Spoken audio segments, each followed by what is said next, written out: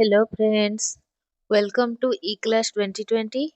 आज आमे ओडिया पेडागोजी रो आउ किछि क्वेश्चन डिस्कशन करिवा। पार्ट 1 वीडियो जो माने देखि नांती डिस्क्रिप्शन ले लिंक दे देबी, जे देखि नेबे। चलंतु देखिबा हमर फर्स्ट क्वेश्चन।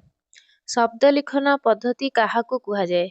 ए अर्थ नथिबा शब्द को लेखिबा, बी अर्थपूर्ण शब्द को लेखिबा, सी विभिन्न गार माध्यम रे शब्द लेखिबा, डी हाथ साहाଯ୍ୟରେ शब्द लेखिबा। तो राइट आंसर होची अर्थपूर्ण शब्द को लेखिबा। शब्द लिखन पद्धति अर्थपूर्ण शब्द लेखिबा को कुहा जाय। नेक्स्ट क्वेश्चन देखिबा।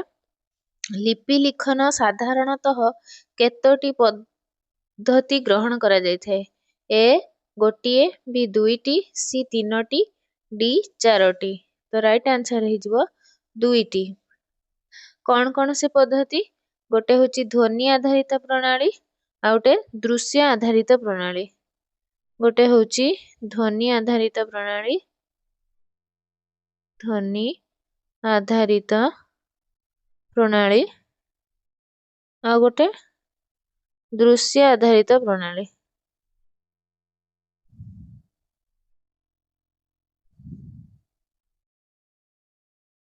तो नेक्स्ट क्वेश्चन देखिबा। केउटी प्राक लिखन विकास पई कार्य? ए अभिनय करी देखाइबा, बी गल्प कही लेखिबा को कहिबा, सी शिक्षक शब्द अनुसार कला पाठरे डॉट देबे, डी दुईटी अक्षर मध्य रे पार्थक्य कहिबा। तो राइट आंसर हे जिवो शिक्षक शब्द अनुसार कला पटारे डॉट देबे। नेक्स्ट क्वेश्चन देखिबा। हस्ताक्षर काहा उपरे बेसी निर्भर करिथाय? ए शिक्षार्थीर बसिबा ढंग, बी शिक्षार्थीर कहिबा शैली, सी शिक्षार्थीर पढ़िबा शैली, डी शिक्षार्थीर देखिबा शैली। तो राइट आंसर हे जिवो शिक्षार्थीर बसिबा ढंग उपरे हस्ताक्षर बेसी निर्भर करिथाय। नेक्स्ट क्वेश्चन देखिबा। सृजनात्मक लिखन कौन? ए शुणी शुणी लेखिबा, बी देखि देखि लेखिबा, सी गोटिए नुआ चिंता कल्पना को नहीं लेखिबा, डी बारंबार लेखिबा। तो राइट आंसर हे जिवो गोटिए नुआ चिंता कल्पना को नहीं लेखिबा, दाको कहा जाय सृजनात्मक लिखन। नेक्स्ट क्वेश्चन देखिबा। श्रुत लिखन केउ दुईटी कौशल उपरे पर्यवेसित? ए दर्शन और लिखन कौशल, डी श्रवण और लिखन कौशल, सी दर्शन और श्रवण कौशल, डी लिखन और श्रवण कौशल। तो राइट आंसर हे जिवो एठी डी देछि, एठी बी हबो, बी हे जिवो हमर राइट आंसर श्रवण और लिखन कौशल। नेक्स्ट क्वेश्चन देखिबा। रचना केते प्रकारर? ए 3 प्रकारर, बी 2 प्रकारर, सी 4 प्रकारर, डी विभिन्न प्रकारर। तो रचना होचे हमर 2 प्रकारर। गोटे होची मुक्त रचना, आउटे सूचनात्मक रचना। गोटे होची मुक्त रचना, मुक्त रचना, अन्यटी होची सूचनात्मक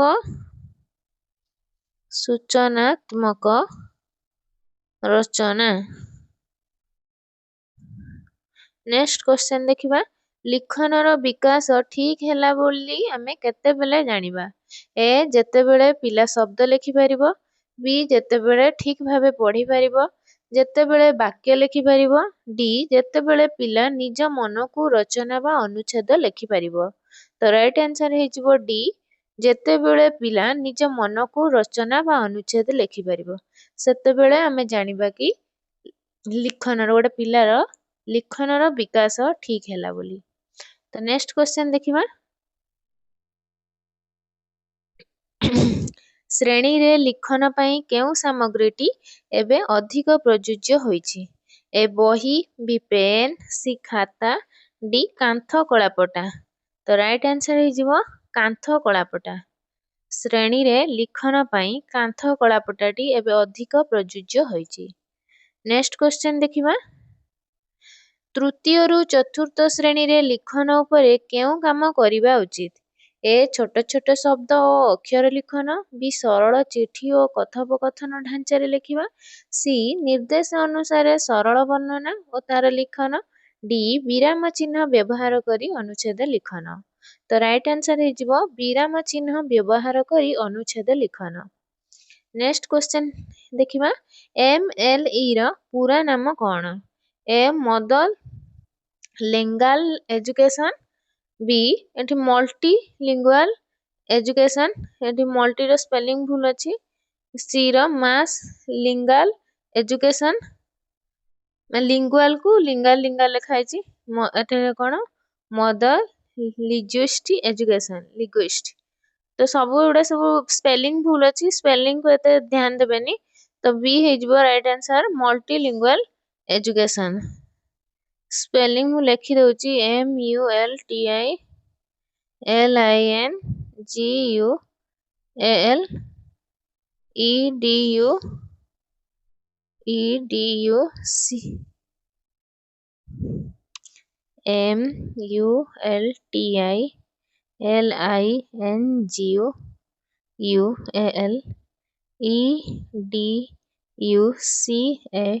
MULTIEDUCATION multilingual education।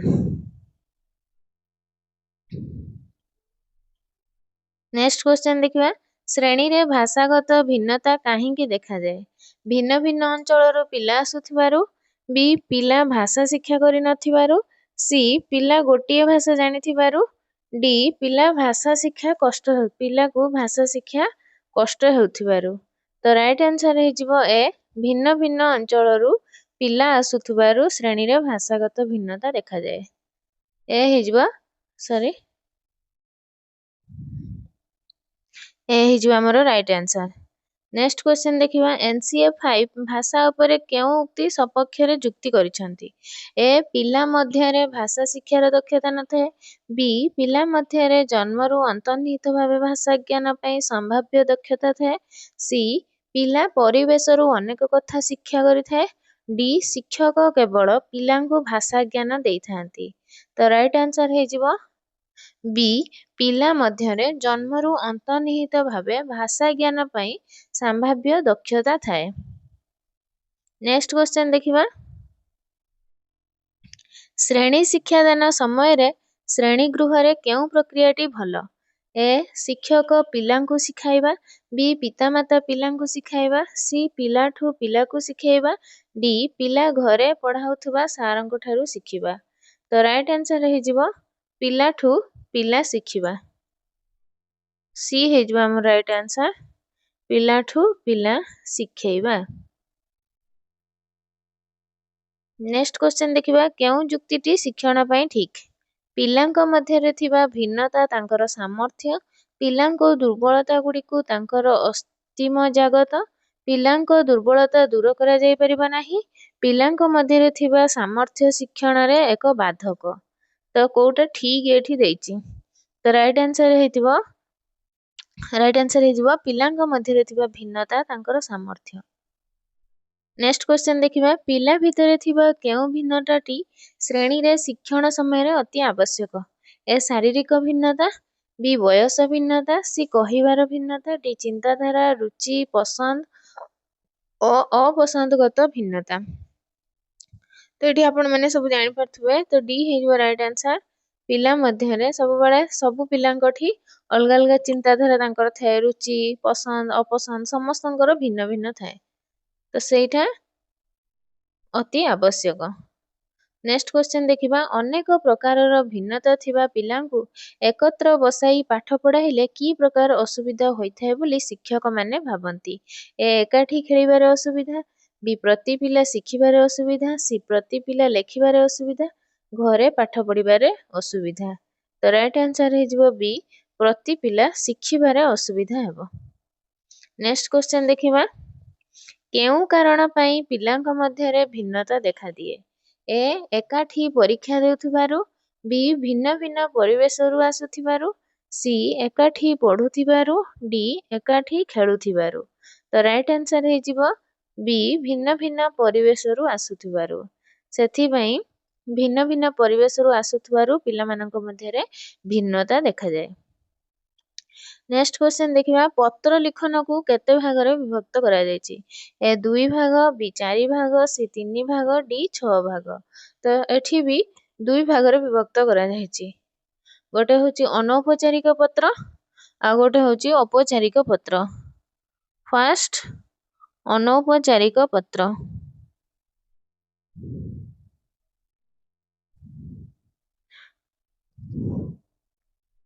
सेकेंडटा हूँ औपचारिक पत्र।